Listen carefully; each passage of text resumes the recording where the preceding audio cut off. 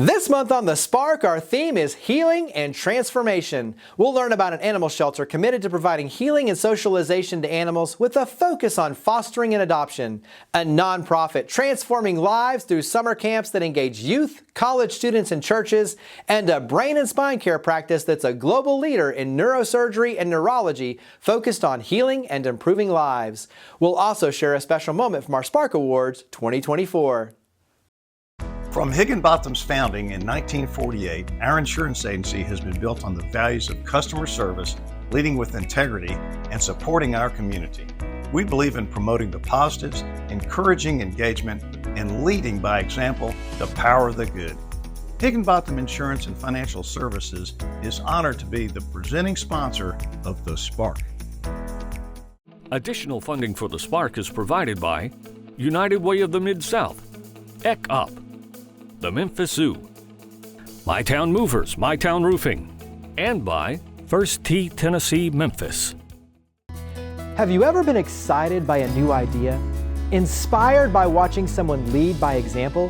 When we talk about creating change, we start by sharing the stories of everyday heroes who are making a difference in their own way, so we can learn and do the same.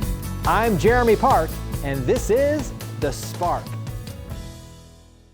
They're an animal shelter committed to providing healing and socialization to animals with a focus on fostering and adoption. We're here with the Animal Services Manager with Germantown Animal Shelter, Leah Romer Oakley, and let's start out. Give us some background on Germantown Animal Shelter. Hi, Jeremy. The Germantown Animal Shelter functions both under animal control and animal shelter. And so we take care of all the animals that come into our shelter.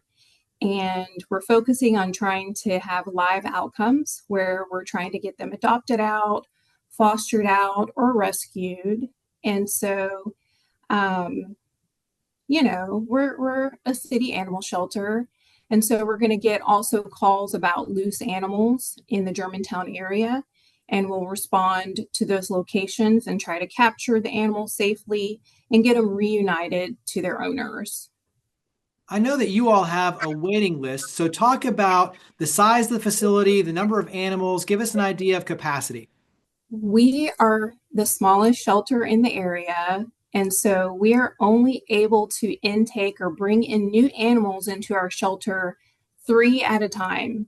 Once they've gone through all the vetting with our partner vet, we can move them on to the adoptable animal side where we can hold about 12 canines. We can hold about 25 cats. And so, that poses a delay when you can only hold 3 animals on the intake side at once.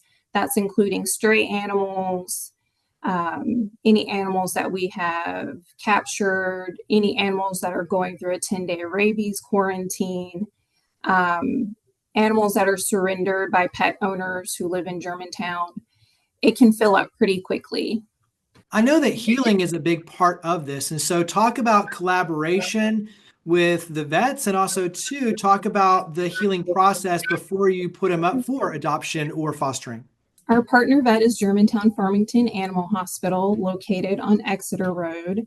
And they are, our lifesavers. They make sure that these animals are getting adequate medical care and that they're up to date on their shots and they're ready, they're sterilized, they're ready to become adopted and live in their forever homes. And so some of the things that we'll do to get them ready is we will take the animals for walks, through our team or through volunteers. We'll socialize them, and we really just want them to be able to behave in a way that makes them adoptable. These dogs, we don't know their stories before they come to us, and they are healing. And so we want them to have the best outcome, when they come through the doors of Germantown Animal Shelter, unknowing, not really, sure of what their next steps are. We want them to leave and go to their forever families. Touch on the importance of fostering and adoption. And I think it's obviously everyone, should know the power of this, but touch on the importance of fostering and adoption. We would not be able to function without the amazing fosters that we have. We have a good foster network in the city of Germantown. When we become at capacity, these fosters come out and they'll take the animal home. We'll give them a kennel and food and supplies, make sure they're dewormed, a leash, a collar, and make sure that they have everything they need to be a successful foster. Adopters are also very important. These animals can't stay long term in the shelter. And so when you're making the decision to add a dog or cat to your family, it's so important to think of a shelter first. We do meet and greets at the shelter. We can simulate what it's like to have the dog in a living room or area that's more family friendly, because we have a meet and greet room. We also use that room to introduce, our shelter animals to your current pets. If you have current pets, they will need to go through a meet and greet to make sure they're a good fit for your home and for your family and for your current animals. Talk about how the community can help support Germantown Animal Shelter.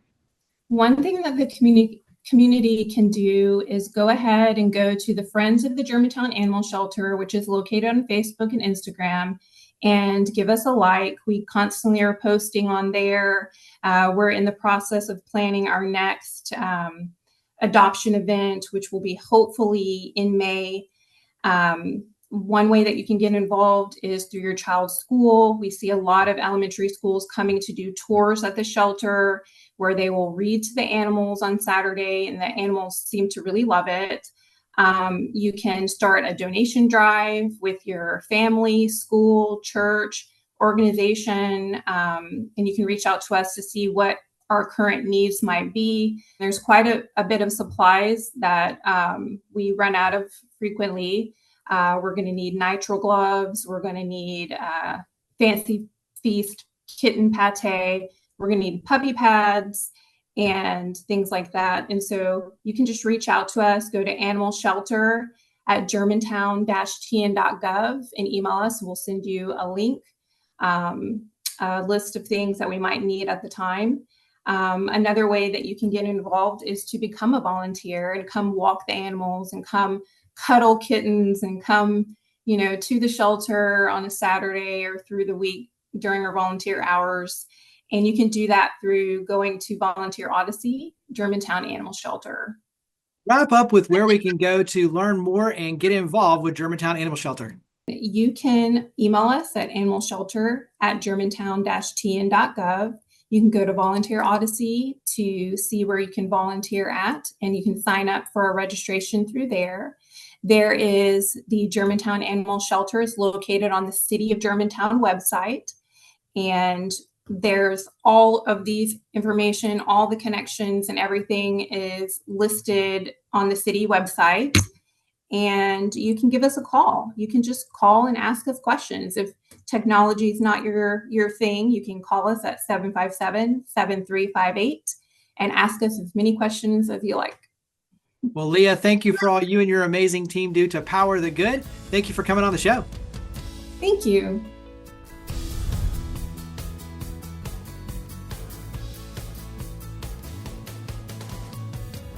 They're a nonprofit transforming lives through summer camps that engage youth, college students, and churches. We're here with the Executive Director of Project Transformation Tennessee, Carrie Yoder, and let's start out. Give us a little bit of history for Project Transformation Tennessee. Oh, thank you so much for having us here, Jeremy, and the whole team.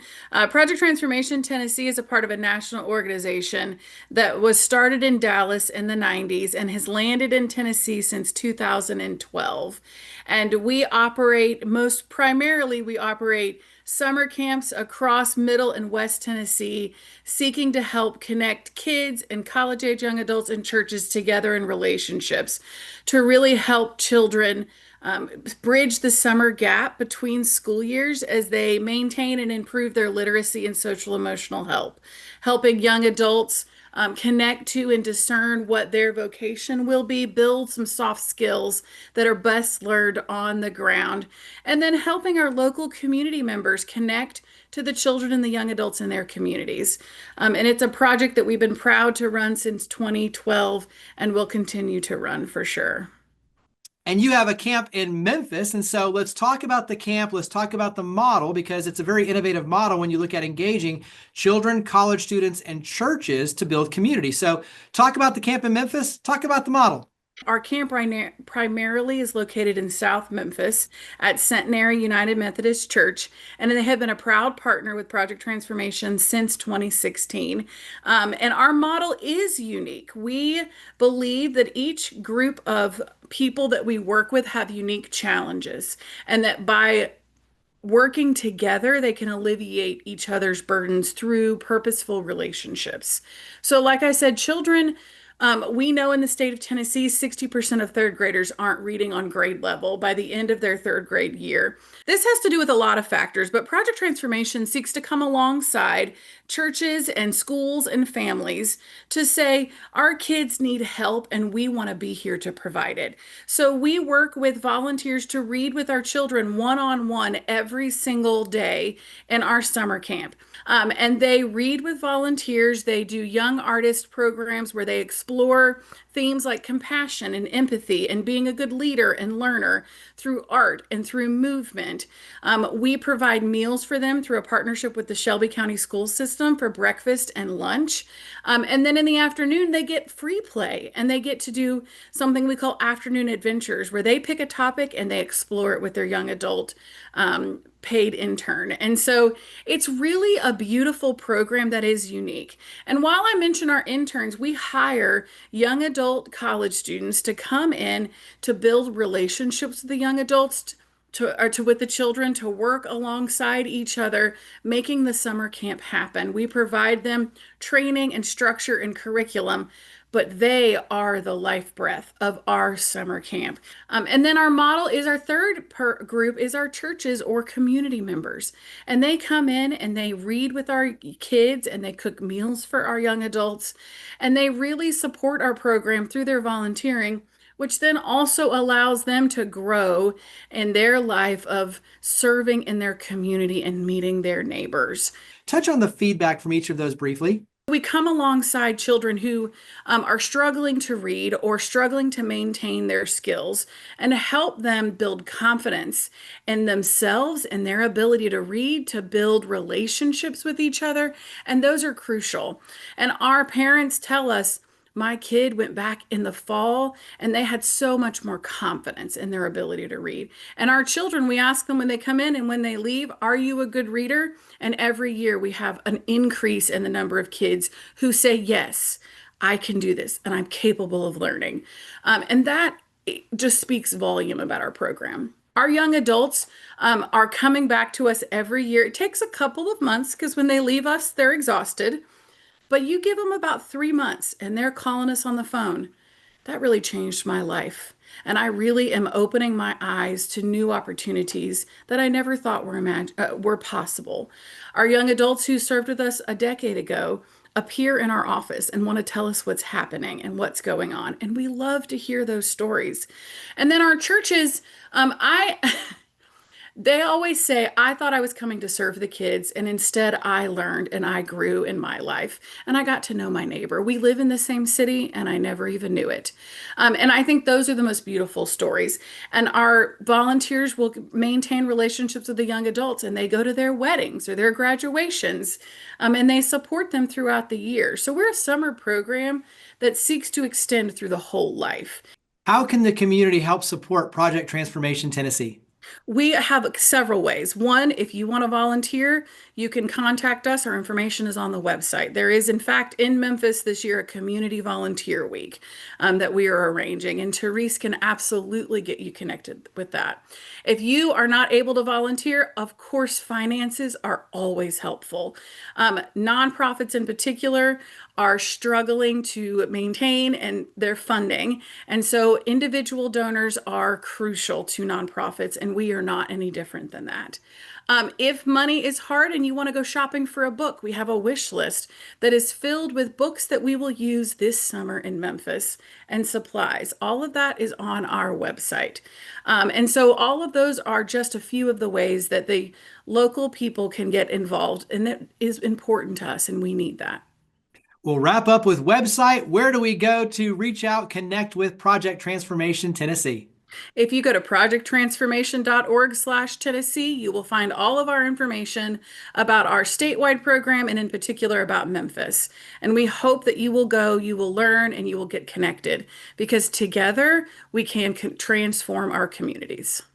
Well, Carrie, thank you for all you and your amazing team do to power the good. Thank you for coming on the show. Thank you so much for having us.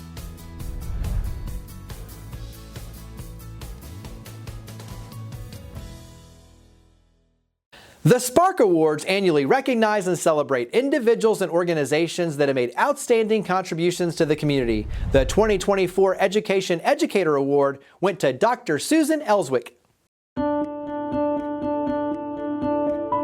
I'm Dr. Susan Elswick, and I'm a professor at the University of Memphis in the School of Social Work. I am currently a faculty director over ICHC and iMPACT, as well as the director of the SMART Center.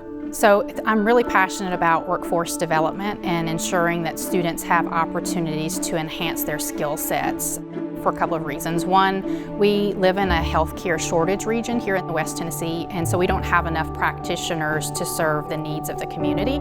And part of the reason that that's an issue is because students, once they graduate from college, have a really difficult time completing their licensure because it can be so costly. And so what we hope to do through the University of Memphis clinics that we run is to not only provide a service to the community where we provide direct services to families in need, but also offer an opportunity for workforce development and training for our students. Well, I really love what I do. I love school-based practice. I love being a social worker, and our goal is to really enhance the community. And so whenever there is a need, I'm excited about jumping in and helping with that. I also love the concept of it's all about relationships. So it's about being in a relationship with others and walking a journey with them. So a lot of times people believe, well, I'm going to come see a therapist and they're going to solve my problems. And we quickly remind them, no, you have exactly what you need to be successful. We're just here with you to walk that journey. And so I love seeing students be able to fulfill that role and to empower the community alongside their ability to feel empowered about being a practicing clinician and being successful in what they're doing.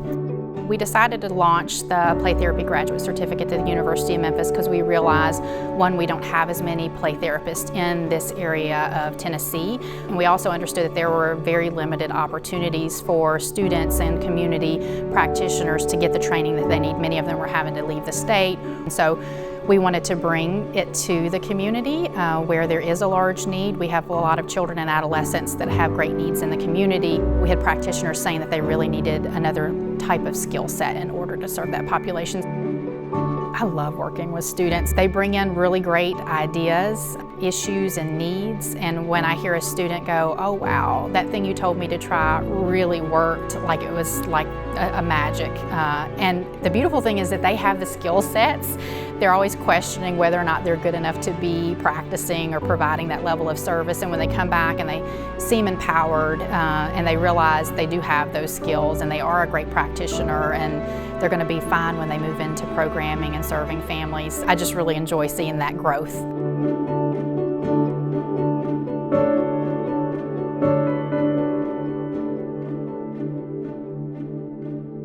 They're a brain and spine care practice that's a global leader in neurosurgery and neurology focused on healing and improving lives. We're here with the CEO of Sims Murphy Clinic, John Lewis. And let's start out, John, give us some history for Sims Murphy Clinic.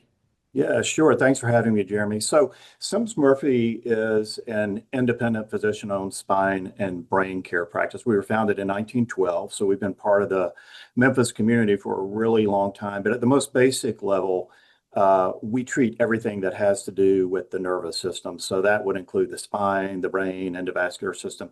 And our founder, Dr. Sims, grew up in Memphis, went to Christian Brothers, found his way to the Johns Hopkins University Medical Center. What's remarkable about him is that he trained under Dr. Harvey Cushing, and Dr. Cushing is generally considered the most influential American neurosurgeon of the early 20th century. And so from time to time, Dr. Sims would return to Memphis and visit, and he recognized there was a need for neurosurgical care here. And so when he finished training, he returned to Memphis and was the first neurosurgeon to set up practice here. And then he did that for a number of years. And then he had his first partner join him, Dr. Murphy, which is where we got our name from.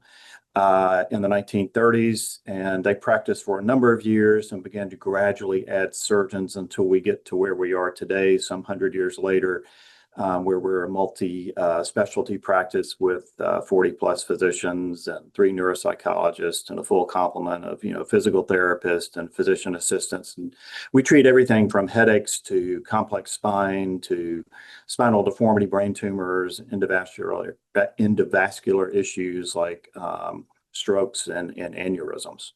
Talk about your team and the levels of education, the diversity, and what that includes. Yeah, so we're a pretty diverse practice in terms of subspecialization. So we treat spine, which includes everything from simple spine to complex spine to scoliosis. We treat cranial and brain tumors, both pediatric and adult. We treat endovascular issues, which are strokes and aneurysms. In fact, we have one of the largest endovascular teams in the country. We have several non-surgeons, so physical medicine and rehab, neurology, both general neurology, stroke neurology, multiple sclerosis, you name it.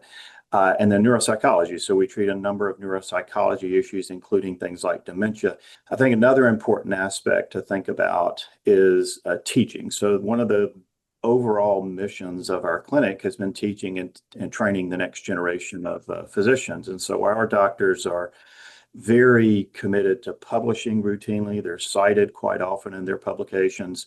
They lecture and teach both here and abroad. And then we host a number of outside physicians from all over the world to come to Memphis and observe and train with us. So a lot of our physicians are internationally recognized. And then I look at our campus, and we offer almost every service that you need to treat patients. So not only do we provide just general clinical services, but we have advanced imaging like MRI and CT. We have a state-of-the-art surgery center with fully equipped ORs. We have a block center where we do lumbar and cervical epidural injections, physical therapy, infusion therapy. We have a neurophysiology lab where we do EMGs and EEGs. And I think one of the things that has worked really well for us all these years is that we've remained an independent practice. So our doctors can see patients at any hospital in the greater Memphis area and even outside of Memphis. So we go places like Jonesboro, Oxford, Jackson, just basically go anywhere we're needed to see patients. One of the things that is really unique about Sims Murphy Clinic is also the innovation, the groundbreaking care. And so when you talk about some of the innovations, you've had some big ones that have been a big part of the industry. So give us maybe 1 or 2 of the innovations. Yeah, a lot of our physicians are very actively involved in research and innovation projects. A lot of this work is done through our Sims Murphy Foundation, which we established about 15 years ago. If you think about minimally invasive spine surgery, which is generally considered standard of practice, minimally invasive is a type of surgery where the surgeon makes a much smaller incision when they're doing a procedure. So it's much better for the patients, much faster recovery time. And that was something that was developed by Dr. Foley and some of the other surgeons here back in the 1990s. I think the other 2 things worth mentioning are our residency program and our fellowship program. So we have a very active residency program at University of Tennessee Health Science Center. And it's one of the best training programs in the country, I think, because of the hands-on experience and exposure to our doctors that the residents have. In addition to the residency program, we have a very active fellowship program. We have fellowship programs in pediatric neurosurgery, complex spine neurosurgery, endovascular. And many of these fellows and residents have gone on to lead other practices around the country. So we've developed quite an alumni base. I think a lot of people don't realize that, Memphis is a relatively small metro market, but we've really, as a whole, we have a fantastic first-tier healthcare system. You think about all the great hospitals and private practices that are here. We have a first-tier, top-tier neurosurgery training program. And because of all these things, we are able to offer really exceptional neurosurgery care right here in Memphis. Where can we go to learn more about Sims Murphy Clinic and also to the Brain and Spine Network? Yeah, there are a couple of ways. So if you go to the Sims Murphy website, so it's SEMMES-Murphy, MURPHEY.com, you'll see a big request appointment button. And we've created, for City Current listeners, we've created a special form. So if you go to simsmurphy.com/City Current, there's a form there that you can fill out, and it will come directly to one of our navigators to process. For the Brain and Spine Network, there are a couple of ways you can access. So you can either go to baptistonline.org/COE, or you can go to simsmurphy.com/COE-contact, and you can fill out that form.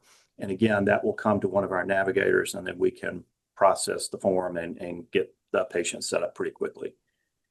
Well, John, thank you for all you and your amazing team at Sims Murphy Clinic do to power the good. Thank you for coming on the show. Thanks, Jeremy. I really appreciate the opportunity.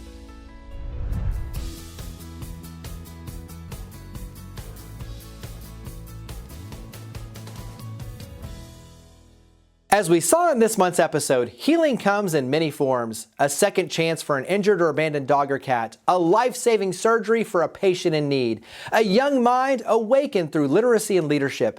Whether it's through expert care, compassionate rescue, or empowering the next generation, we're fortunate to have so many individuals and organizations committed to healing and transformation here in our community. Germantown Animal Shelter is not only providing healing, but they're providing safety and second chances for pets to find hope and loving homes. At Project Transformation Tennessee, young hearts and minds are nurtured, unlocking the potential within every child to dream bigger and reach higher. And at Sims Murphy Clinic, lives are restored through groundbreaking care and the belief that healing the mind and body can change the future. Their focus on education, innovation, and collaboration are creating new opportunities for our community, like the Brain and Spine Network for employers and their employees. Healing minds, saving lives, transforming futures. That's the power of community. So where can you help power the good and become a spark? To learn more about each of the guests, to watch past episodes, and to share your stories of others leading by example, visit WKNO.org and click on the link for the spark. We look forward to seeing you next month, and we hope that you'll continue joining with us to create a spark for the Mid-South. From Higginbotham's founding in 1948, our insurance agency has been built on the values of customer service, leading with integrity, and supporting our community. We believe in promoting the positives, encouraging engagement, and leading by example to power the good. Higginbotham Insurance and Financial Services is honored to be the presenting sponsor of The Spark.